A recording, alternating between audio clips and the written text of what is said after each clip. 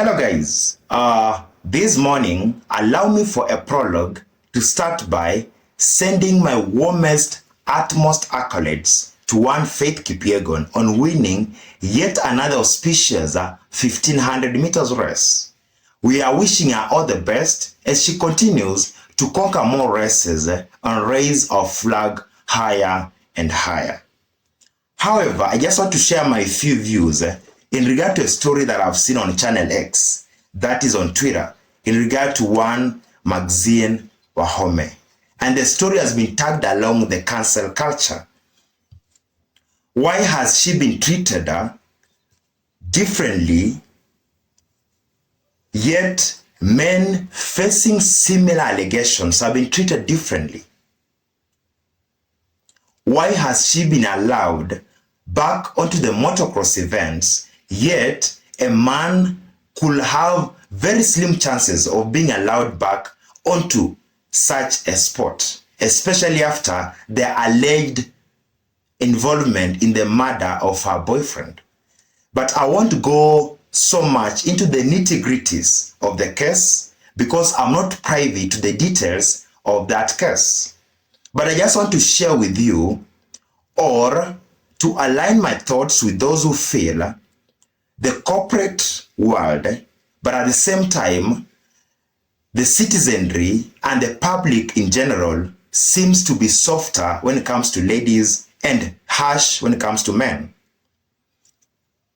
And first of all, for those who don't understand, the cancel culture is basically stopping the support of a certain person, especially renowned stars, because of what they've done that is deemed to be against the public wishes. And there are so many lamentations against her return onto motocross events, the motorsport events.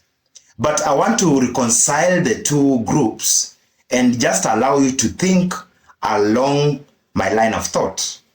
First of all, men will be treated differently to women each and every time, regardless of the situation.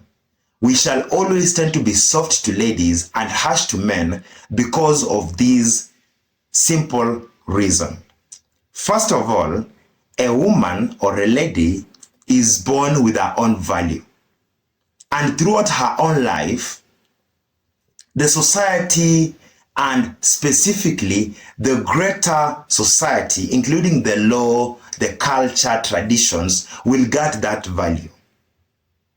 That's why each and every reform agenda at the present moment is centered around the feminine nature. They are guarding the value of the female nature, the ladies, because they are born with that value.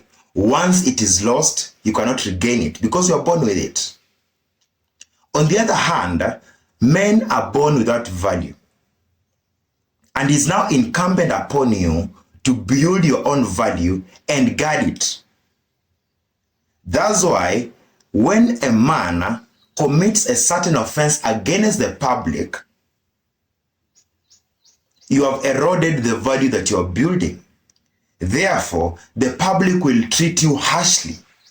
Because without that value that you are creating, you are valueless. But when something similar happens to a lady, she has not destroyed the value that she was creating. She has destroyed the value that she was born with. And unless something is done therefore to guard that value that she was born with, she'll end up remaining miserable throughout her life. Why? Because her entire value system will have been quashed. That's why the law or even the society will tend to be softer to ladies because they are guarding the value they are born with. But at the same time, societies will tend to be tough on you because the value you have is not the value you are born with. You've created that value. And at any given time, you'll be fighting different forces in the society to maintain that value or all along to quash it. That's why for a man with that value is not even seen in the eyes of the public domain. But a woman regardless of if her value is known or not, is already valued in the public domain. Therefore, I'll urge my fellow men, my fellow Negro men, to stop the lamentations and let us focus on creating value for ourselves, because most of us and all of us were created or were born without any value.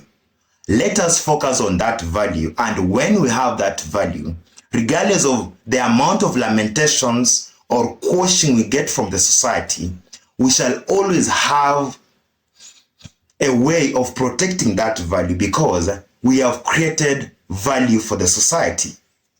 However, let us be soft to the ladies because they are born with their own value.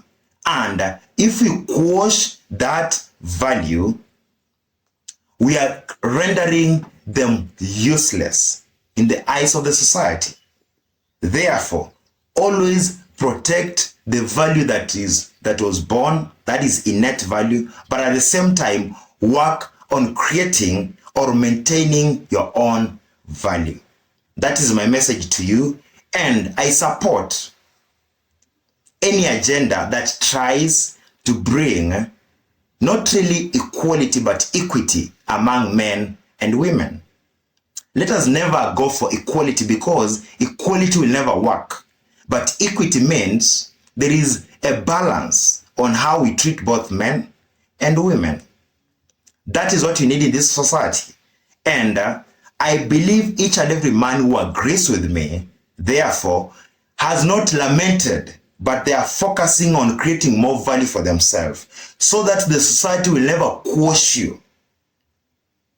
You'll be the one directing the society on what to do rather than being on the receiving end of the one lamenting on why a certain lady has been treated differently in a certain case to a man who could have committed the same case but will have been treated more harshly in that scenario. Hope my message is clear to you, and I wish you a blessed weekend.